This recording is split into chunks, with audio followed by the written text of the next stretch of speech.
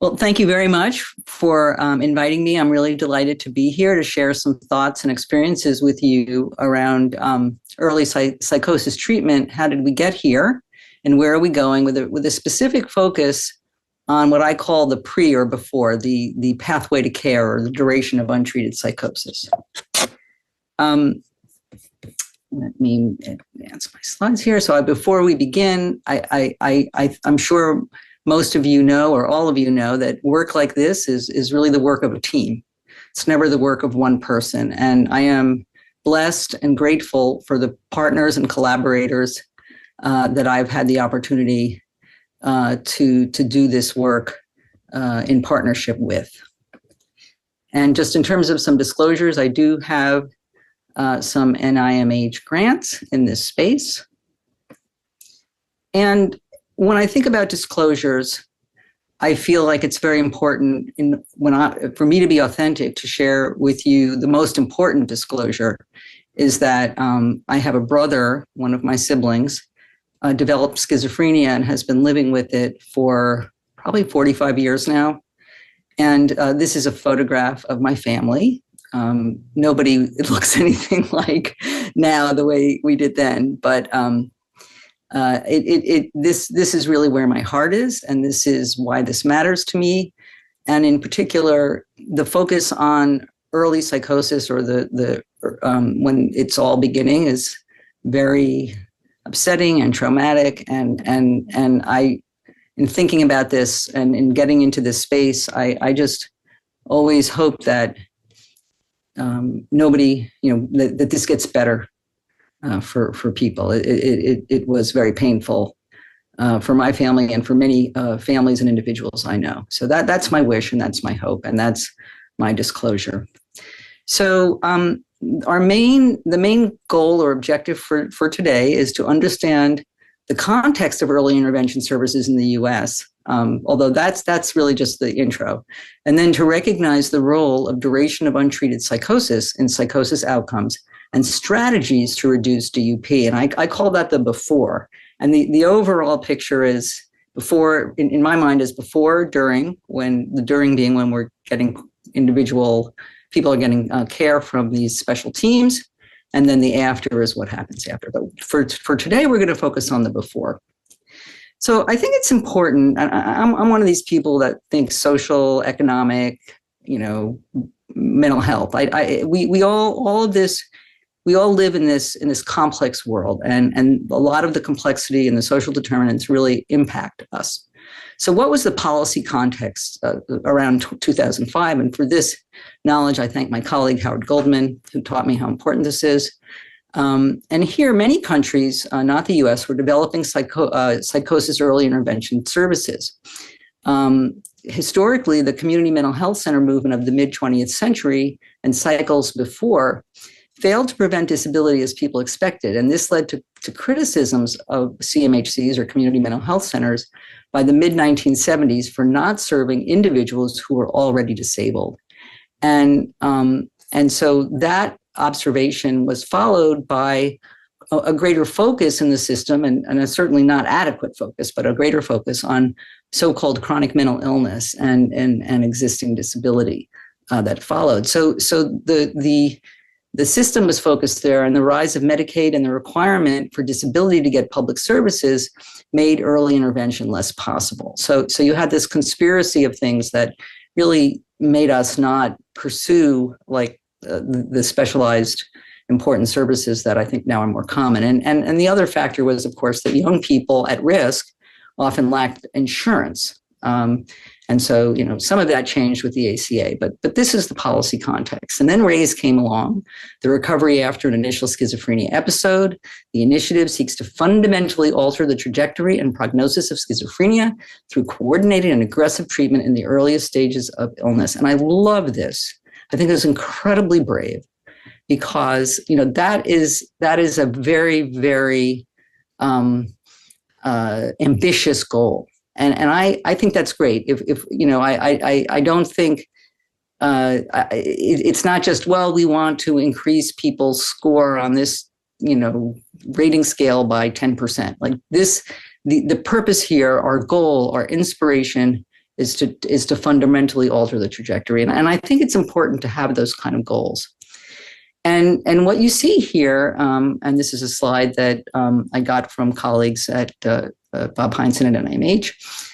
What you see here is the cumulative number of states with early psychosis intervention plans. And I've been doing work in the field of health services for decades, and I have never seen anything like this. So starting in 2008, we had 1 or 2 states, and I believe in Oregon, you are some of the heroes here.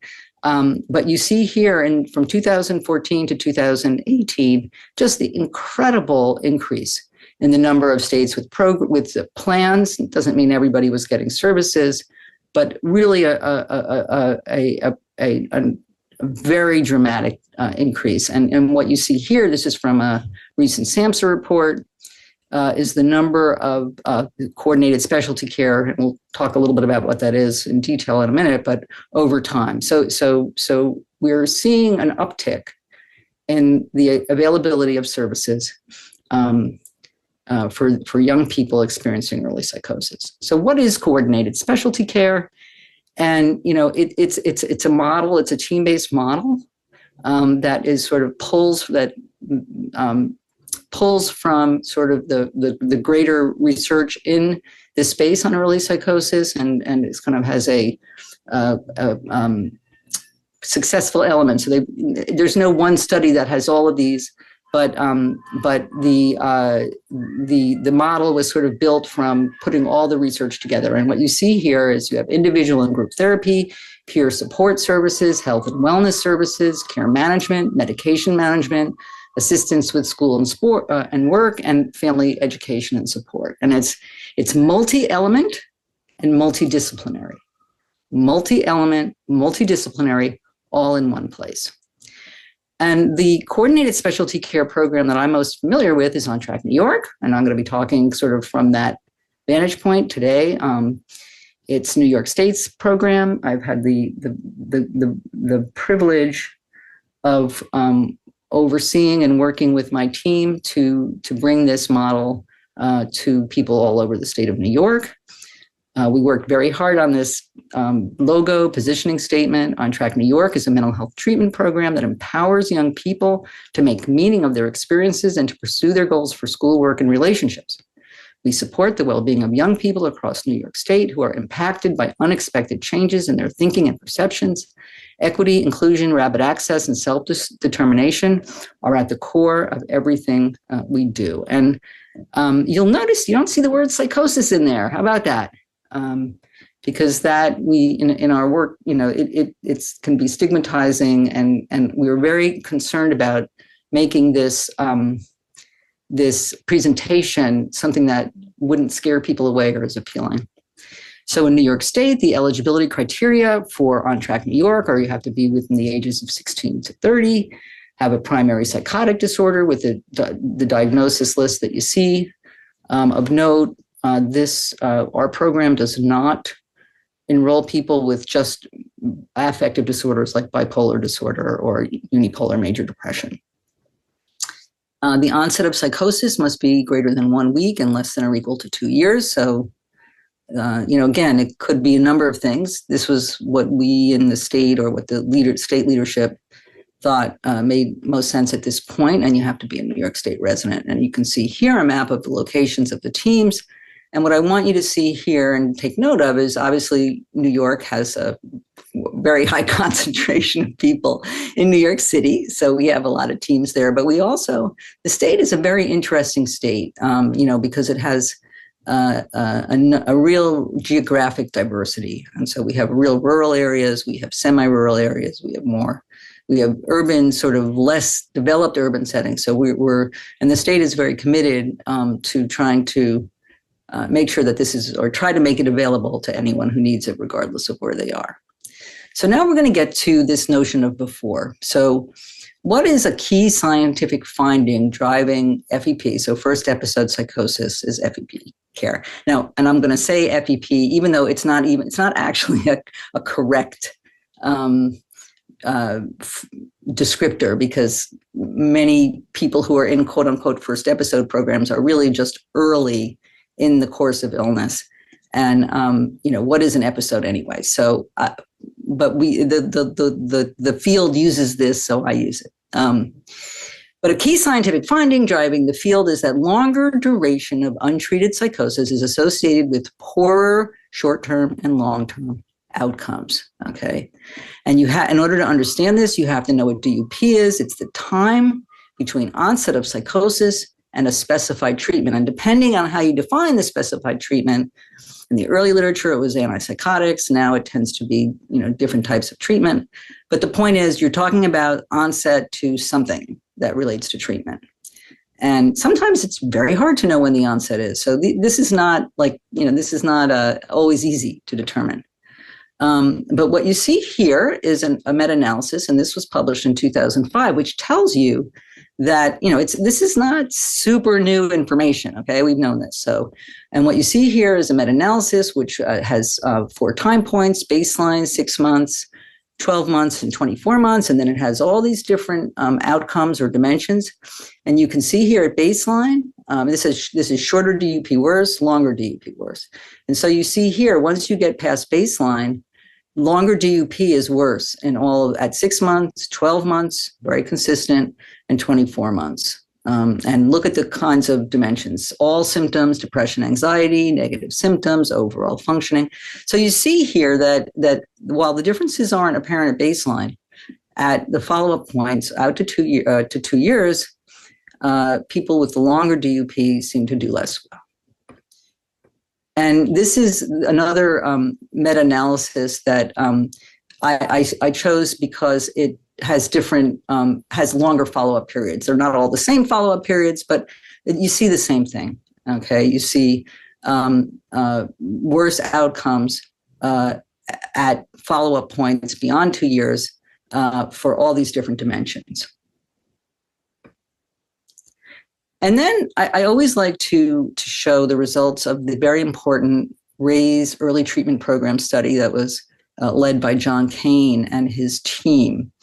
And this was a study that was done at 34 sites. 17 were randomized to provide the coordinated specialty care type treatment, Navigate, and 17 were randomized to provide usual care. They had some specific inclusion criteria that I'm not going to go into, but suffice it to say that the mean duration of untreated psychosis for this group was 196 weeks, 196, and the median was 74, and 70% had a DUP, or duration of untreated psychosis, of greater than 6 months. So most people had extended periods before from onset to treatment. And again, I count my brother in that space. He was probably sick for 4 years before he got any treatment, part of which time he was in medical school. So how about that? Anyway, so here is I just think it's a beautiful slide that illustrates something about this approach that's very important to understand. So their main outcome was quality of life. Okay. And what you see here is the samples, the coordinated specialty care condition and the treatment as usual condition are broken apart so that there's a 50-50 in each group. So you have and they were broken apart by DUP, so short DUP and long DUP. So what do you see here? You see the treatment as usual condition. Let's see if I can bring this arrow up. No difference in terms of outcome, quality of life, by short or long DUP. Okay, but now let's look at the coordinated specialty care. All right. This is long DUP, much lower than short DUP, right? Very different. And the short DUP and the coordinated specialty care, much better than both the control condition, treatment as usual, and even the experimental condition with long DUP. So what is that telling us? The right treatment at the right time. That's what this tells us. And that's why I think this is such a wonderful, illustration of that. And that's what the data showed. Other studies, work that's been done internationally, the TIP study, This was designed to test the impact of reducing DUP on outcomes. So we have this association. What if we try to reduce DUP? Do people, prospectively, do people do better? It compared patients from 2 communities with intensive and comprehension early detection to 2 communities with usual detection in Norway, and the treatments were equivalent. So they were all getting good care, but you had an early detection compared with usual detection. The median DUP in the intensive area went from 26 weeks to 5 weeks. So that worked, that DUP was shortened. It was still pretty short to start with. In the control area, the median DUP was 16 weeks and did not change. So patients from the early detection area had fewer positive and negative symptoms at baseline, 2 years and 5 years, and fewer cognitive and depressive symptoms at 2 and 5 years. So suggesting possibly that, there is value to, prospectively to reducing the DUP. And so then how do you do this? How do you reduce the DUP? I mean, it's one thing if you're Norway. It's another thing if you're, different countries have different healthcare systems, have different issues, have different cultures, have different expectations. And this was a review that sort of tried to organize and synthesize what we know. And what it found was that reducing DUP required greater overall intensity of effort, addressing help seeking. And so if you think about it, you have to, at some point, and we'll look at a little figure of this, you have to seek help, to get help. And, sometimes people find themselves help seeking and they're sort of involuntarily, but if we can address help seeking and try to help individuals seek care before it gets out of control, then that's kind of what we're talking about here with reducing DUP. So more use of mainstream media, targeting public as well as professionals, not just talking to the doctors and the psychologists, but the general public. And there's an emphasis on changing attitudes, not just knowledge of symptoms. And then within the system itself, minimizing service delays. So that's kind of the good news, okay? Now, the bad news is this meta-analysis, which was focused on efforts to reduce DUP. And basically, overall, we're not doing so good at it, all right? These studies were, didn't really succeed overall in reducing DUP. So it's not an easy thing to do. We have to think about it. This figure comes from the RAISE Connection study, which I was involved in. And this was a qualitative study led by Leah Kabasa. And what we did was we provided our program in Maryland and New York, and we interviewed using qualitative methods, family members and participants. And these were people who got to care, okay? So these aren't people who, so it's not everybody. These are people who ended up receiving services in our program.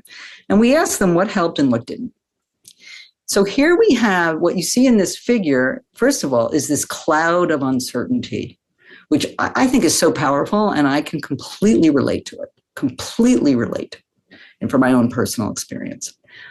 And then you have, at the individual level, you have these FEP, onset illness factors, and they are, which the individual and the family experience, which are misattribution. They don't know what is causing what they're seeing or what they're experiencing. Stigma, and self-reliance, which I thought was a very interesting notion, that this happens at a phase of life when young people are supposed to be, separating, developing independence. And so it's like that drive to be self-reliant may push people away from help seeking and getting the care they need.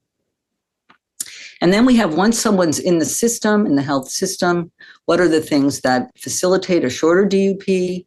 Family partnership, positive interpersonal connections, successful transitions, say from hospital to community, and high quality a diagnosis appropriate or human appropriate care. And then you have low quality, unsuccessful family alienation and negative connections kind of being linked more to the longer DUP. And of course, this is just from talking to a group of people who went through it, but for me, it comes to life a bit. So this was from our study. And then as we thought about this in OnTrack New York, we sort of, we couldn't do everything, right? And so this is how we kind of thought about it. So you have this pathway to care. It starts with onset, help seeking, as I kind of referred to already. And that can be with a church, with a teacher. It doesn't have to be within the system. And then you have referral to mental health services. And then you have referral to early intervention services. So if we think about that as the pathway to care, we chose in New York, at least initially, to focus on the second part of the pathway, right? Starting from the point of help seeking. And we realized and specified that it's important to go to the demand side, that is to say to the service recipients and their families, so they're demanding the best treatment and asking for it, and then to the supply side, which is we're offering it. And there we needed to really try to connect with providers, to address linkage issues, criminal justice, child welfare, et cetera. So this is just sort of, conceptually. So our initial strategy in OnTrack New York was our eligibility was limited to individuals within 2 years of onset. We had a focus on help seeking to start, as I've already said. We funded and monitored outreach activities as part of our model. We developed a DUP toolkit to train providers. We worked with our Medicaid managed care organizations, and we leveraged social media and tried to partner with youth leaders. And this is I'm sort of giving you some context for where we are now. We have enrolled just about 3,400 young people. You can see that the mean age is 21, 14% are under 18, predominantly male, very racially and ethnically diverse, 54% with Medicaid, 34% with private, 4% uninsured, 80% live with parents at admission, 5% were homeless, and the time since onset of psychosis was a mean of 7.5. So this is our group. And what this shows you is a little bit about the pathway to care and who stays in and who drops out. And you can see here that 47% of our individuals were referred from psychiatric inpatient units, 23% from outpatient mental health providers, 18% from self or family, 9% other, and just a handful from community organizations and ER. So then what happened to those people? Okay. 7% were unable to be contacted. 9% the client and family declined to continue. 31% were screened, but turned out to be ineligible. And 26% were, 11%, the screening was completed, the person was potentially eligible, but fell out of the pathway at that point. The 12% were actually evaluated with an eligibility evaluation and were found to be not eligible. Only 3% of the people who were evaluated found to be eligible and offered care were unwilling. And so overall, 26% of the individuals who were referred ended up being admitted. So that's kind of, again, it points out potentially strategies that we need to do or could do to improve our retention along the pathway. But I wanted to sort of share with you some work that is being done both by us and that we learned from our own data, and then some other projects that people are working with us to do, and in some cases just these are colleagues who are doing some work in this area. So just to kind of bring you up to date on what people are thinking and how we're approaching this issue. So this is a paper that our group did, and we were looking at the pathway to care. And we used a latent class analysis approach to try to figure out what groups of people had shorter pathways and what types of individuals, what were their characteristics, had longer pathways. And we found overall that white individuals had a shorter time from onset to first service contact and a longer time from first contact to CUC to CSC compared with Asian and Black individuals. So you had these two parts of the pathway and how people of different racial ethnic backgrounds, how long each phase took was different from the first part, onset to first contact, and contact to first contact to services. And if you go beyond racial ethnic issues, I think, you can start to see that it's the effect of disadvantage.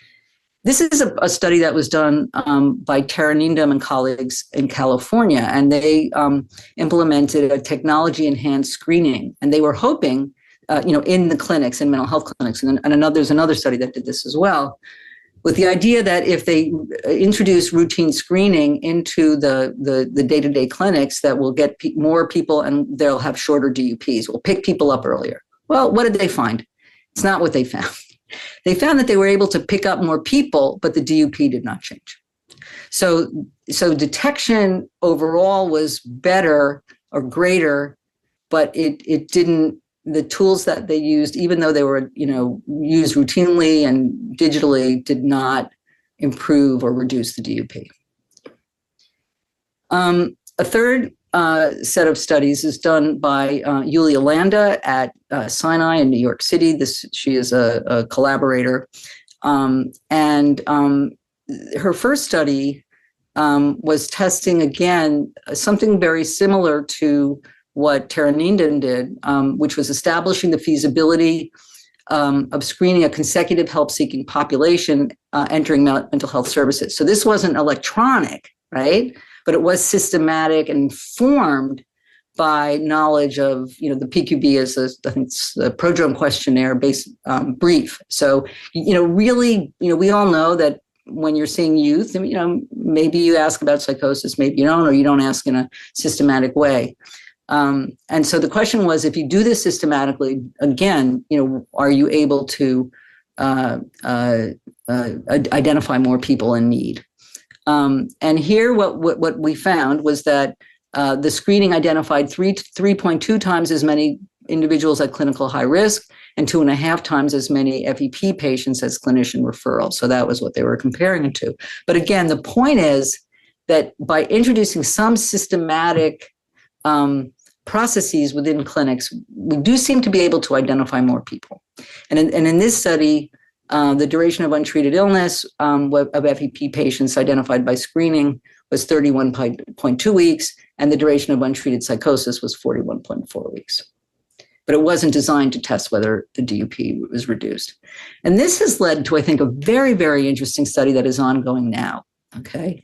And the idea here is to determine if a systematic screening and communication method reduces DUP, okay? And just before I move on, just think about, if as a mental health provider, if that's what you all are or have interacted with, how do you tell somebody that this is what's happening? How do you explain these conditions in a way that is optimal? And so the objective of this project was to determine whether a systematic screening approach enhanced by an innovative method of communicating information about psychosis can help reduce DUP. And we call this ComPsych, communication psych. There are other aims, but that's what I wanted to focus on. And we think about it, patients seldom disclose psychotic experiences on their own, but are significantly more likely to report them if asked directly via a screener. What do we think happens and what really happens? It may bring relief, but it may also, promote stigma. And what's been found is that clear communication about psychotic symptoms and diagnosis and family involvement are key components to engagement. So at the end of the day, people need to be told. At the same time, as a patient Alex pointed out, there's no cure for it, but it can be treated and you can still manage to have the quality of life factor. The point being that there is providing the information, but also providing it in the context of hope and recovery. And so this then pulled in the literature on clinicians' communication. We know overall that clinicians' communication skills are linked to higher patient satisfaction, greater treatment adherence, better patient health outcomes. Not just in psychosis and mental health, but overall. In fact, a lot of this work was done in the cancer space. And that Communication skills research shows that there are a lot of unmet communication needs in the mental health provider community, and that these skills can actually be taught. And here again, just the importance of breaking bad news effectively is something that we're learning more about. And the challenge is the doctor may think news has been broken, but patient has not retain the information. So you think somebody knows already. Doctor may fear the patient's emotional reaction. Doctor may fear being blamed. These are some of the things that we know that are operative. So what can we learn from other fields of medicine? There's a sound knowledge base and communication training.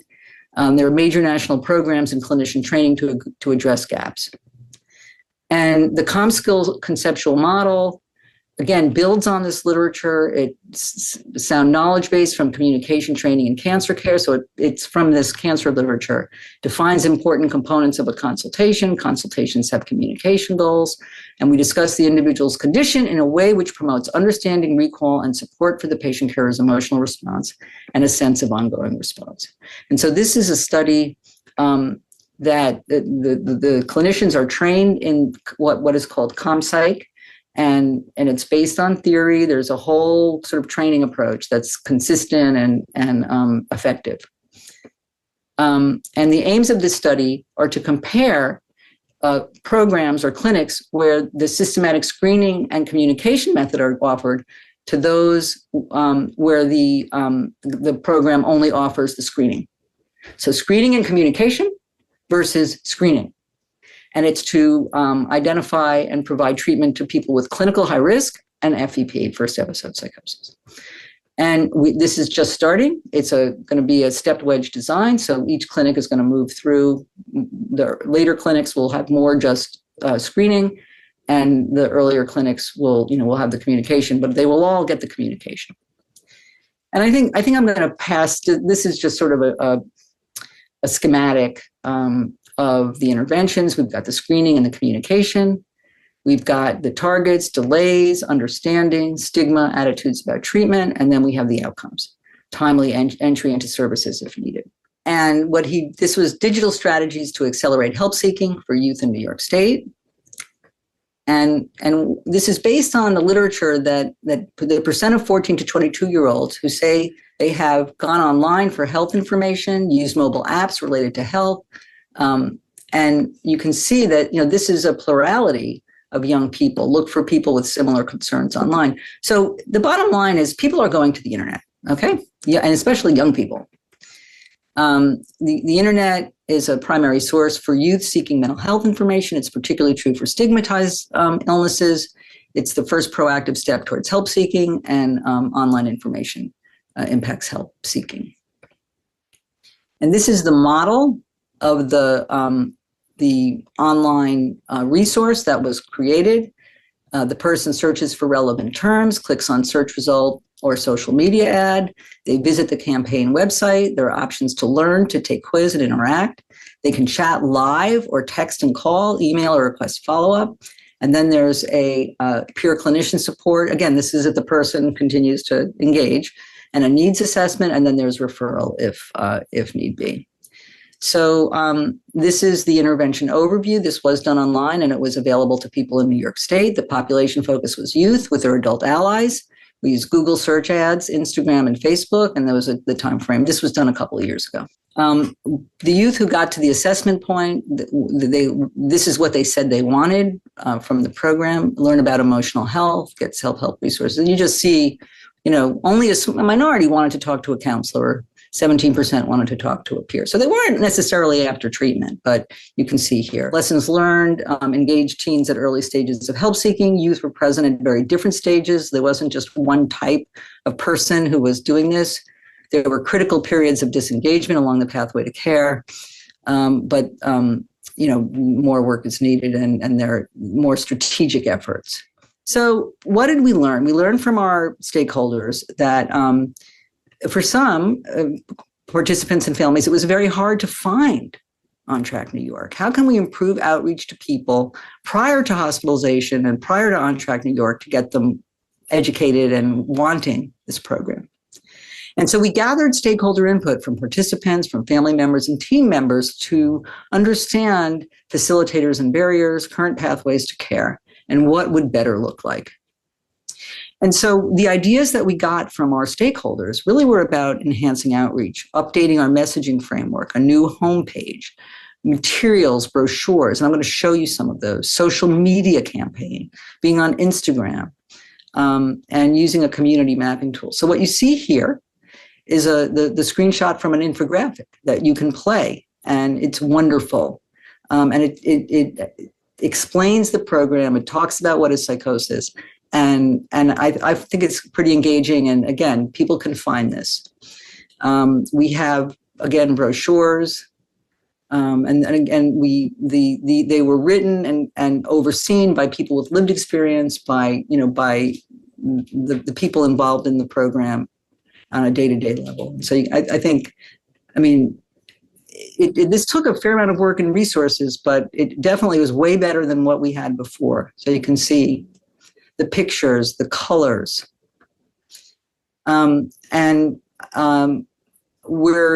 we continue to work with our stakeholders to try to maintain the relevance and provide information where people are likely to be looking for it. So overall, the evidence suggests that the duration of untreated psychosis remains a key moderator in the treatment course of FEP. It is complex and multi-determined with person, family, agency, and system-level determinants. Solutions will require effort at all levels. Key issues include availability of effective services, systematic identification efforts, stigma reduction, digital approaches, and inclusion of individuals with lived experience. We are at an exciting and hopeful time in the care of individuals with schizophrenia, in my view. We have to think carefully about before, and I would argue during and after approaches, but notwithstanding the progress, we still have a long way to go. And I'm so glad that you all are here to engage and put effort into this wonderful, important, but also, challenging illness.